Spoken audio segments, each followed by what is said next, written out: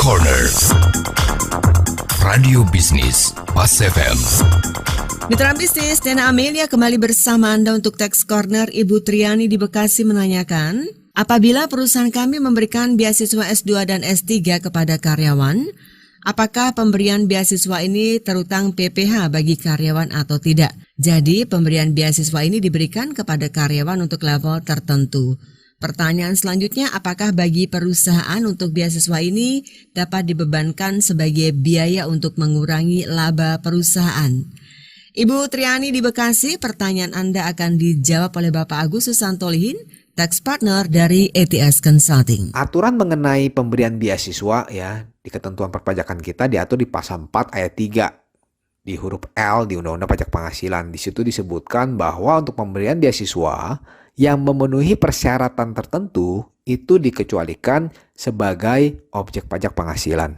Untuk aturan teknisnya itu diatur lebih lanjut ya di Peraturan Menteri Keuangan nomor 68 tahun 2020. Diatur mengenai persyaratannya seperti apa. Sebelum masuk ke mengenai persyaratan ya, saya akan sampaikan bahwa beasiswa ya yang termasuk beasiswa di aturan PMK 68 tahun 2020 ini adalah biaya pendidikan yang diberikan kepada siswa maupun mahasiswa maupun karyawan ya perusahaan seperti itu ya untuk mengikuti atau menyelesaikan pendidikannya. Ya tentunya biasanya kan berdasarkan pertimbangannya kan prestasi tentunya ya atau potensi akademik atau memang si penerimanya ini dia memiliki keterbatasan kemampuan ekonomi. Nah, mengenai komponen beasiswanya itu untuk pendidikan formal maupun pendidikan non formal ya yang mana terdiri di atas biaya pendidikan yang mana dibayarkan ke pihak lembaga pendidikan. Ya, jadi di sini kalau ada pertanyaan Bu Triani, pemberian beasiswanya itu untuk jenjang karyawan tertentu dan pendidikannya untuk level S2 dan S3 seperti itu ya tadi. Kalau kita lihat mengenai persyaratannya ya bahwa beasiswa itu tentunya harus memenuhi persyaratan tertentu ya yang mana dikecualikan sebagai objek pajak penghasilan. Nah, syaratnya apa aja? Nah, syaratnya adalah si penerima beasiswa itu merupakan warga negara Indonesia. Nah, yang kedua, harus mengikuti pendidikan formal dan pendidikan non formal. Ya, itu bisa dilaksanakan di dalam negeri maupun di luar negeri. Nah, jadi untuk pendidikan formal ini, misalkan kalau pendidikan dari pendidikan tinggi, universitas seperti itu, ya. Dan juga untuk pendidikan non formal, misalkan untuk pendidikan jalur pendidikan yang mana di luar jalur formal, itu juga bisa, ya. Artinya itu termasuk mengenai komponen beasiswa. Nah, tapi yang perlu diperhatikan, ya, oleh perusahaan Bu Triani nih. Ya, kalau pemberian beasiswanya itu bisa menjadi objek pajak ya bagi si penerima apabila si pihak penerimanya itu ya si karyawannya itu dengan perusahaan Bu Triani itu mempunyai hubungan kepemilikan misalkan atau hubungan usaha atau hubungan dengan pengurus ya baik itu komisaris, direksi seperti itu. Atau misalkan si karyawan ini ternyata ada hubungan darah ya.